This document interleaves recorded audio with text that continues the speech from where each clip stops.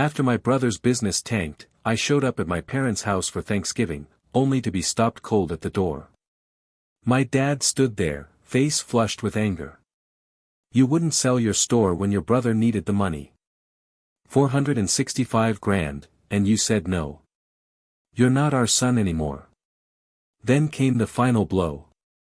"Everything we have is going to your brother now." I didn't say a word. Just looked at them and smiled. They had no clue, I'd been bracing for this moment for years. Alright, let's dive into this story from the beginning. The air that November afternoon had that sharp, cold edge to it, stinging my face as I turned onto the street I grew up on. The oaks, usually dressed in glowing fall colors, stood naked and gray under a dull steel sky. Every house along the block was dressed for the holiday, Thanksgiving wreaths on doors, inflatable turkeys bobbing around in front yards, and strings of orange lights blinking like the season had arrived early. But to me, it all felt fake. Like I'd stumbled onto a movie set for a holiday I wasn't invited to anymore. This wasn't just any street, and this definitely wasn't just another family gathering. This was where the illusion would finally break. The house I grew up in was about to become the place I'd be officially cut out of. I'm Andrew. Early 30s. And for most of my life, I'd been the guy who followed the rules, the dependable son. Grew up quiet in this calm, tree-lined neighborhood, while my brother, Tyler, was the son everything else revolved around. Me. I was just another planet in orbit, distant and mostly forgotten. Tyler was the loud one. The reckless, charming guy who always seemed to land on his feet.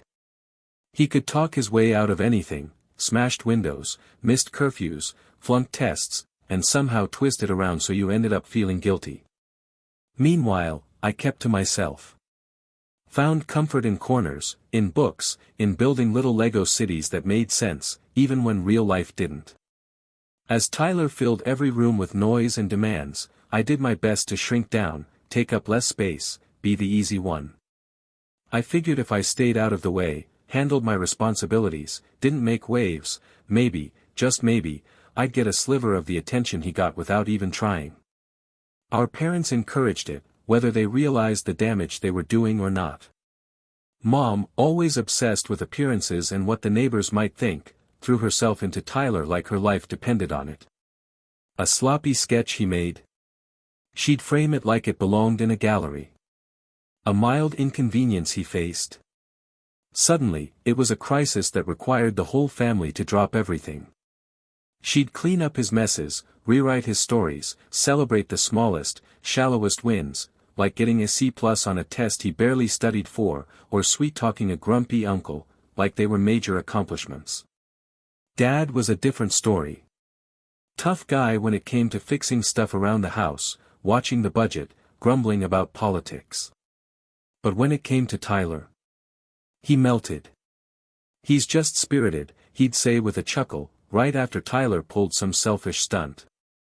Or worse, he'd dust off that old line, "Blood is thicker than water," using it like a weapon to justify Tyler's chaos, and the sacrifices I was expected to make. When I got a full ride to a good college. Built a small but successful business from scratch. That got a nod. Maybe a quick, "nice work, Andrew." But before I could finish feeling proud, they'd switch the conversation back to Tyler. He needed help again. He was struggling, again. And me? Deep down, I hated how much I wanted their approval. It wasn't just about being praised, it felt like trying to breathe with a lung missing. I thought if I just kept being the rock, the fixer, the one who never asked for anything, one day, they'd see me. Really see me. Like they saw him. I convinced myself, like a fool, that if I just worked hard enough, stayed out of trouble, did the right thing every single time, they'd love me the same way they loved him. It was a blind spot I carried for years, this dumb, stubborn hope I couldn't shake, no matter how many times they overlooked me, disappointed me, or made me feel invisible. Meanwhile, Tyler drifted from one wild idea to another. There was the sketchy online store that burned through all its startup cash in a few months. Then some vague, consulting gig that looked more like an excuse to rack up steakhouse receipts and golf course selfies. At one point, he had an app idea, barely started coding before he gave up. Every time one of Tyler's big ideas blew up, and they always blew up, he left behind a pile of debt and a trail of people feeling burned. And every single time, our parents were right there, stepping in with checkbooks and quiet phone calls, trying to clean up his messes. And more, they started looking at me. Not just for emotional support, but for money. "You're doing well, Andrew. Maybe it's time you help the family," they'd hint, never directly, but always with that guilt-laced undertone. Thing is, my bookstore and cafe, Rise and Grind, wasn't just some business to me. That place was my haven. I built it from nothing. Countless nights buried in spreadsheets with nothing but a cheap desk lamp lighting the room. I poured my heart into every inch of that store. From learning how to track inventory, to making a perfect latte, to building a community of regulars who felt like friends.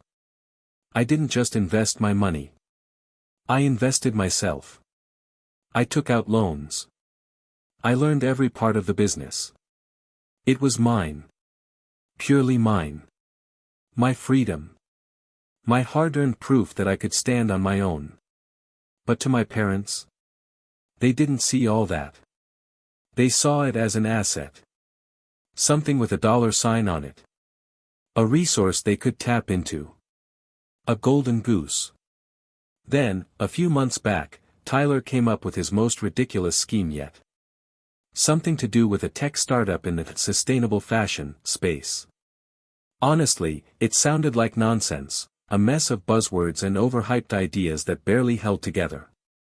But he pitched it like it was the next big thing, flashing that same charm he's always used to cover for the fact that he had nothing solid underneath. First came the call from Tyler. Full of energy and jargon.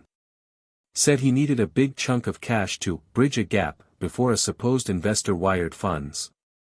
I didn't buy it. Then the real pitch came, this time from Mom and Dad. It was rehearsed. Calm. Cold, even. They laid it out like it was a no-brainer. Tyler needed $465,000. And to them, the obvious answer was for me to sell Rise and Grind.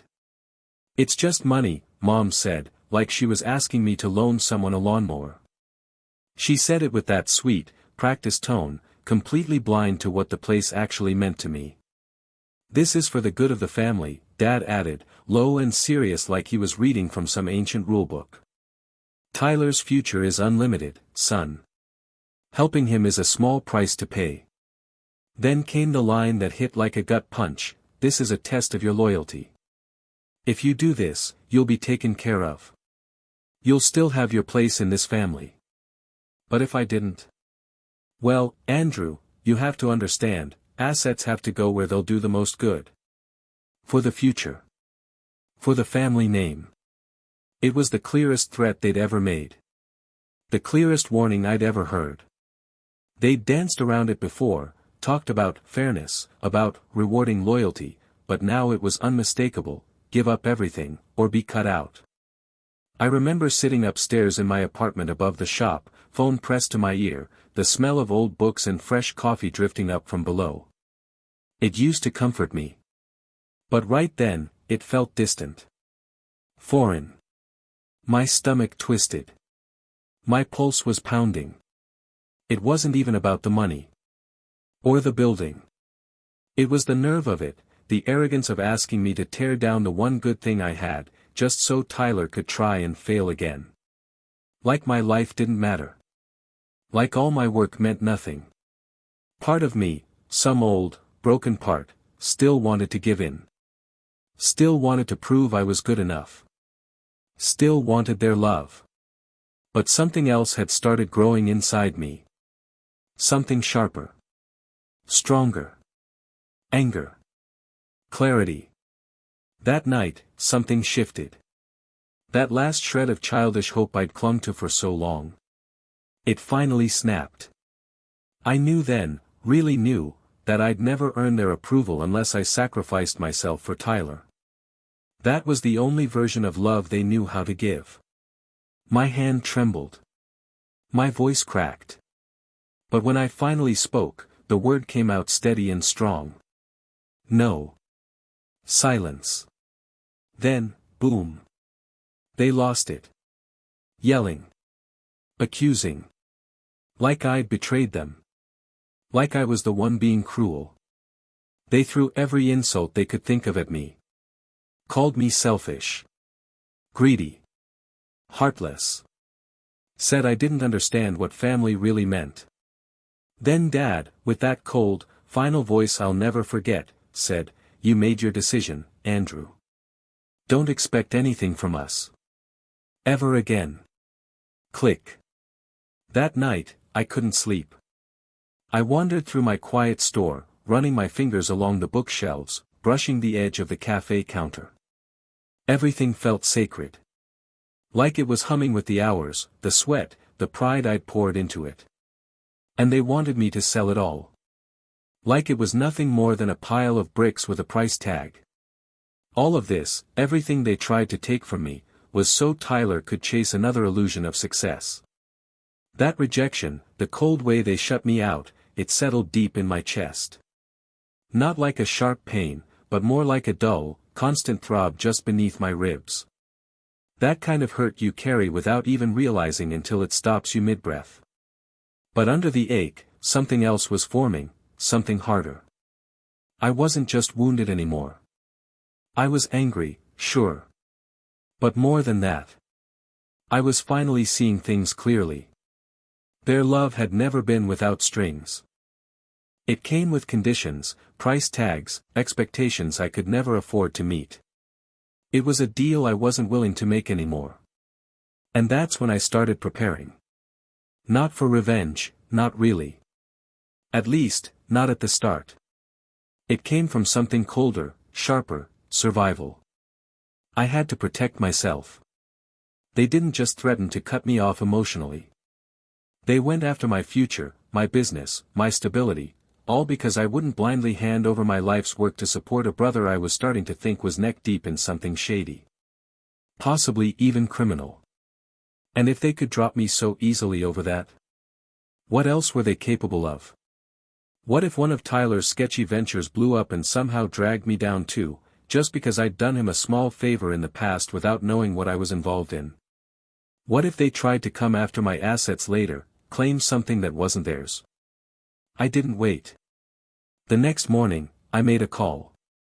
A lawyer, Mr. Whitaker.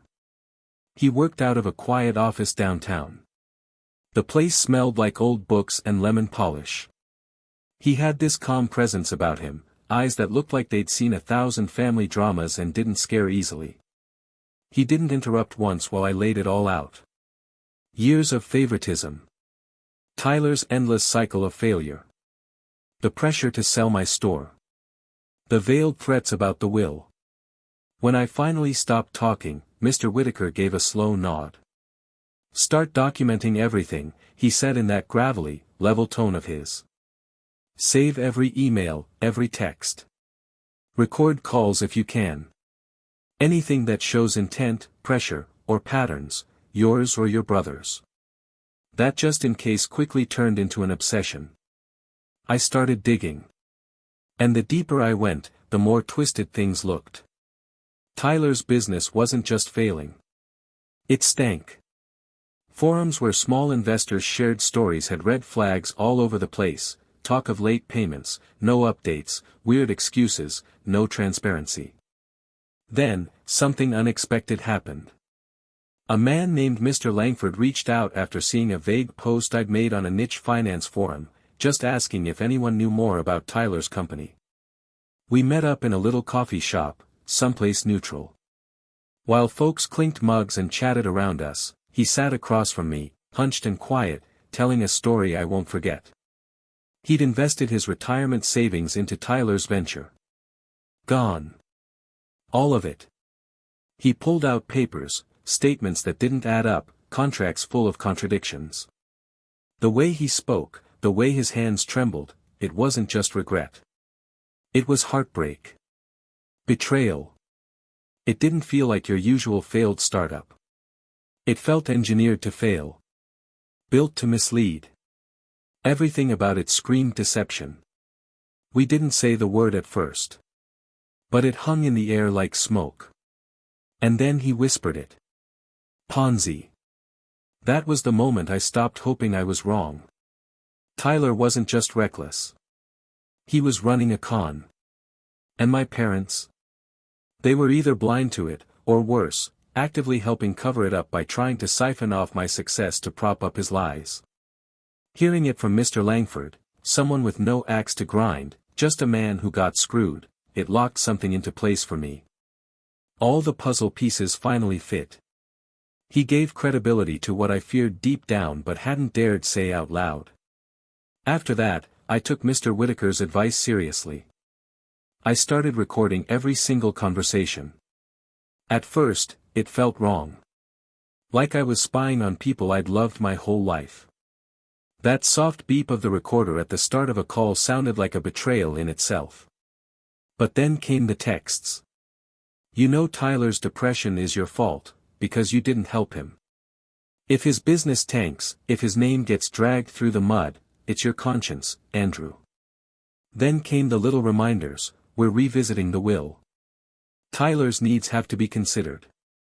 That did it. Any guilt I'd felt about recording vanished. I began documenting everything. Phone calls. Quick visits. Every ugly word, every manipulative push. And when I played those recordings back, hearing how they shifted from calm and sweet to cold and cruel without skipping a beat, that's when I knew I wasn't crazy. Hearing them rationalize my brother's screw-ups, justify my punishment, threaten to disinherit me unless I gave in. It felt like emotional blackmail on repeat. There was one recording I'll never forget. It was a conversation between my parents. You could tell they didn't think anyone was listening. Mom let out this long, tired sigh. Then she said, I know Tyler's methods are questionable, Richard, but he's our son.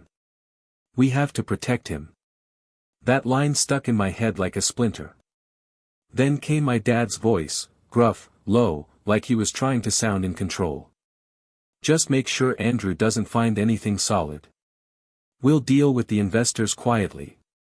Once the will's settled, he won't have a leg to stand on anyway. That was it. The proof. They knew what Tyler was doing. They knew it was dishonest, and they were still willing to cover it up, to protect him. And they were planning to use the inheritance to shut me up. Like that would keep me in line. Thanksgiving was creeping up like a storm I could see coming from miles away. I hadn't spoken to them, or Tyler, since the final round of cold, brutal texts, right after Tyler's company finally collapsed. No more fake promises. No more investor hype. Just lawsuits, debt collectors, and a bunch of angry people demanding answers. Tyler moved back in with them. Back into the nest. Meanwhile, I heard nothing. Not a peep of concern. Not a hint of worry. Just silence. The kind meant to punish. To remind me I was out. That I had crossed some unspoken line. Then, 2 weeks out, I got the message. Thanksgiving dinner is at 2 p.m.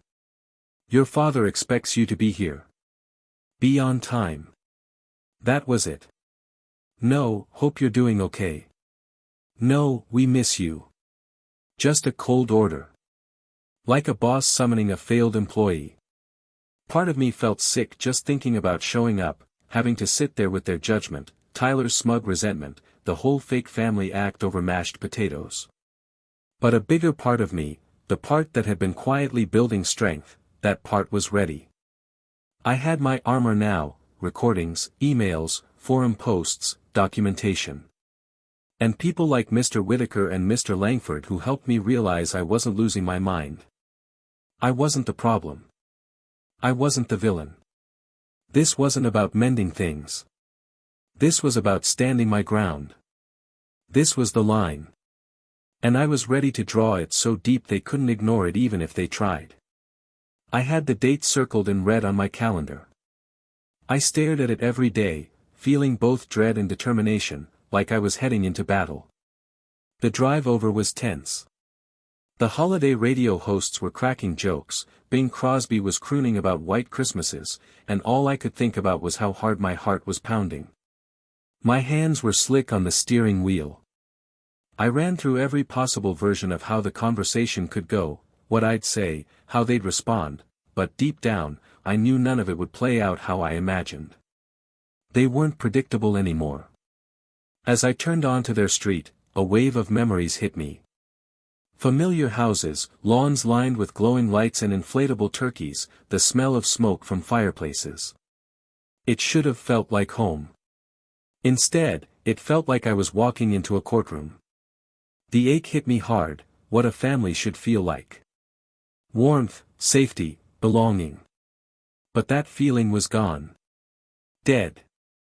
Replaced by something colder, sharper. I wasn't some scared little boy begging for scraps of affection anymore. I was a grown man defending everything I'd built, everything they tried to tear down. I pulled into the driveway. The house looked the same, big, colonial, white shutters, perfectly trimmed hedges. It used to be comforting. Now it looked like a fortress. The wind whipped around me as I got out, sharp and biting. I caught the faint scent of the roses from Mom's garden. I used to love that smell. It used to mean home. Now it just felt like another mask. Another layer of fake. And there they were. Not standing on the porch with polite smiles, not trying to pretend everything was fine. No. They were side by side in front of the front door, like bouncers outside a club. Arms crossed. Faces hard. No welcome. No warmth. Just tension. Pure, icy tension. Their eyes, normally rehearsed and friendly for guests and neighbors, were cold, flat, and angry. And behind the anger, I saw it, a flicker of fear. But it disappeared just as fast, buried under rage. I walked toward them. Gravel crunched under my shoes like thunder in the silence. Each step felt heavier than the last. A few feet away, I stopped. The air felt 20 degrees colder around them. Then came Dad's voice. Andrew. Sharp. Loud. Meant to dominate. We need to talk. Right here. I nodded once. I'm here, Dad. What is it? His eyes narrowed. Cold. Steady. No hesitation. We are deeply disappointed in you, he said. We thought you understood what family meant.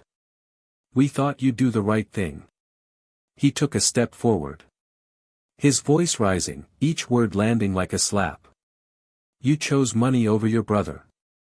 You refused to help when he needed you most. That is not what family does. Then the final blow. You wouldn't sell your store for $450,000. You turned your back on your own flesh and blood. You are no longer our son. He might as well have slapped me across the face. But this wasn't a punch. It was more precise than that. Cold. Clean. Surgical. You are no longer our son. All those years of trying. Of showing up. Of being the quiet, dependable one. The one who didn't ask for much. All of it, all of me, wiped out in one brutal sentence. My chest clenched up. Literally.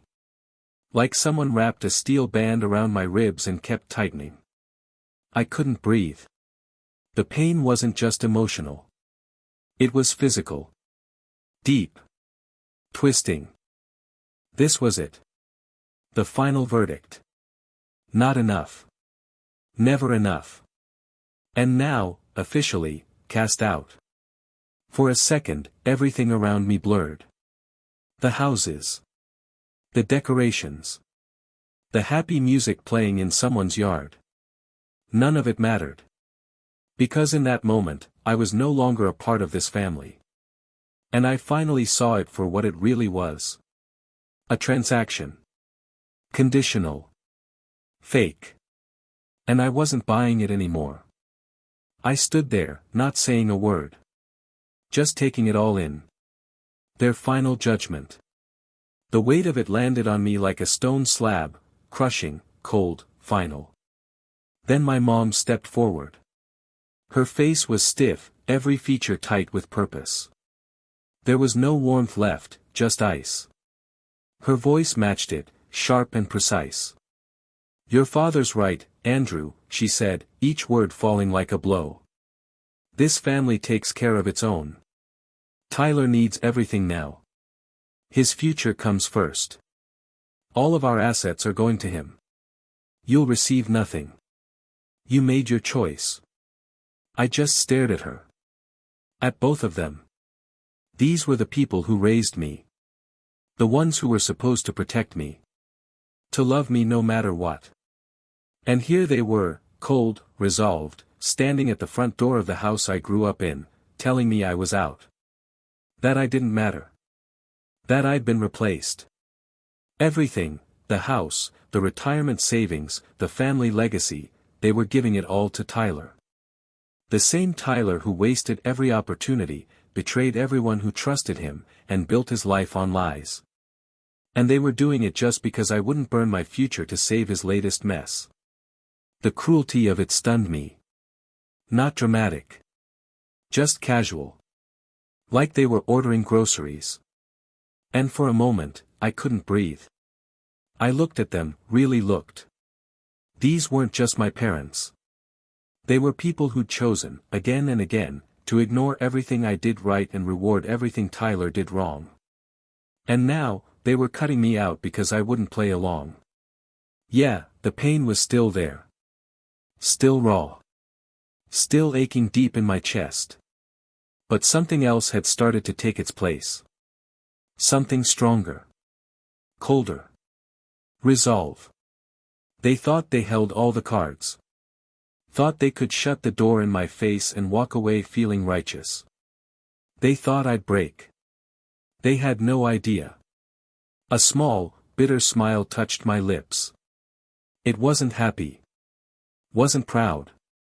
It was the kind of smile you give when you finally accepted a terrible truth. Like realizing the monster under your bed was real all along, and you're done pretending it isn't. They had been pushing me away for years. And now, they'd finally made it official. But I wasn't going to fall apart. While they were too busy obsessing over their anger and their money, I'd been preparing for this exact moment, quietly, carefully, step by step. I kept my voice low, steady. But it sliced through the cold air like a blade. "You really think this is about 465 grand? I said. "You think you can just erase me because I wouldn't bankroll Tyler's latest scam?" Their expressions twitched, just slightly. I saw it. Uncertainty. Just a flicker, but it was there. And then Mom snapped back, her voice sharp. "It's about loyalty, Andrew. Family loyalty. Is it?" I said, letting the edge creep into my voice now. Because I know what really happened to Tyler's company. And it wasn't just a business deal gone bad. Their faces tightened. I saw it again, fear behind the anger. Dad stepped forward. Fists clenched. Posture puffed up like he was trying to intimidate me. "What are you talking about?" he barked. "Don't start making things up." I looked him dead in the eyes. "I'm talking about fraud." His mouth opened like he was going to yell, but I kept going. "I know Tyler didn't just lose money. He stole it. He ran a Ponzi scheme. Took people's savings. Lied to investors. I've seen the paperwork. I spoke to one of his victims. A man named Mr. Langford." I reached into my coat and pulled out my phone. Their eyes locked onto it, wary. I tapped the screen, scrolled, and hit play. The sound of my mother's voice spilled out into the cold air, clear as day. "Tired, resigned. I know Tyler's methods are questionable, Richard, and I worry about those investors. But he's our son. We have to protect him. Whatever it takes. Then Dad's voice followed. Low. Blunt. Just make sure Andrew doesn't find anything concrete. Keep him focused on his own shop. We'll handle the investors quietly. Once the will is sorted, Andrew won't have a leg to stand on. Even if he makes noise. The recording ended. Silence. But it wasn't empty. It was heavy. Like the entire neighborhood could feel the weight of it pressing down. Their faces drained of color. Both of them. Ghost pale. Shock and horror plastered over what had been cold certainty just moments ago. They stared at the phone in my hand like it was radioactive. Like it might explode. And then Tyler appeared, right behind them in the doorway. Drawn by the noise. His eyes went straight to the phone. And just like that, panic set in. You recorded us. Mom's voice was barely a whisper. The anger was gone. What was left was fear. Raw and exposed. I met her eyes. Calm. Even. You threatened to disown me. Called me disloyal. All because I wouldn't cover up your son's crimes. I spoke, my voice flat and cold, completely drained of feeling, which was the opposite of the storm raging inside me. You wanted to shut me up and dangle the inheritance like a leash. What did you think I'd do? Just lie down and take it? My eyes moved between the two of them, finally landing on Tyler, who stood frozen in the doorway. You're all so obsessed with making sure Tyler gets the money, I continued. Maybe you should be more concerned about where he's really headed in the next few years. Spoiler alert, it's not to inherit a mansion. That's when Dad snapped. He lurched forward, letting out this animal-like growl as he reached for his phone. I instinctively stepped back, out of his range, my feet crunching the gravel. Get off my property, he screamed, his face red and twisted with rage, spit flying from his mouth. You're insane. You're fabricating all this. We'll sue you, Andrew, you'll regret this. We'll make sure you lose everything. I laughed bitterly, the irony of his words hitting me. My property? I repeated, the absurdity sinking in. I was standing on the driveway of a house I'd helped maintain for years. The same house I spent weekends fixing up instead of building a life of my own. I'd paid off their debts in silence, cleaned up their chaos, and played along with the story they wanted the world to see. Fine, I said, turning slightly toward my car, the wind stinging my face. You wanted me gone. You wanted me cut out. Congrats. You got your wish. I turned back for one last look. There they stood, my parents, blocking the doorway like guards. The house behind them felt colder than ever, no longer a home. Their faces were twisted with rage, but beneath that was something else, fear. Tyler stood just behind them, small and scared, his eyes darting between us. You just made the worst mistake of your life, I said, my voice clear and firm. You kicked out the one person who knew everything, and who has the proof. Then I turned away for good and walked with purpose toward my car. Their last desperate protest rang out behind me, but I didn't stop. I didn't even look back.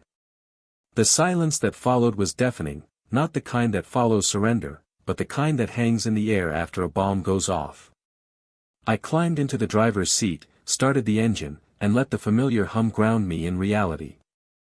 I drove away, not just from the house, but from the street, the family, and the life I'd spent years trying to belong to. And then the tears came, hard and fast. The glowing Christmas lights on the neighboring houses blurred into smears of red and gold through my tears. It wasn't about losing money. It was grief, raw and wrenching, for the family I'd always hoped for but never really had. That moment, right there in my car, was the final proof that the love I craved had never truly existed. But under all that hurt, beneath the sorrow, something else started to rise. A strange, electrifying sense of freedom. It was scary, yeah, but it also felt like the first real breath I'd taken in years. I didn't call a friend to cry on their shoulder, though I knew I'd need that eventually. The first call I made was to Mr. Whitaker. I pulled off the road, parked on the shoulder, and with my hands shaking, I dialed. When he answered, I could barely get the words out. It happened, I choked, emotion thick in my voice. They kicked me out, just like they threatened. It's time. The days after that blurred together, lawyers, paperwork, and a constant emotional roller coaster. Mr. Whitaker was a rock through it all, calm, focused, methodical. He helped guide me through the confusing, impersonal maze of the legal system. Thanks to all the evidence I'd quietly collected, the emails, the bank records, the voice recordings, and even Mr. Langford's statement, we filed a police report. Tyler's fraudulent dealings were laid out in black and white. The whole thing felt sterile, detached, such a sharp contrast from the emotional chaos of my family's implosion. Handing over the recordings was like slicing open my chest and giving strangers a look at my heart. But it had to be done. The investigation moved quickly. Detectives examined everything, verified Mr. Langford's account, and even tracked down other victims who'd been too scared to speak up, until now. There was no way around it. The evidence was solid. Tyler was arrested just a week before Christmas. His name plastered across a headline, buried beneath local holiday events in the paper. He was officially charged with multiple counts of fraud.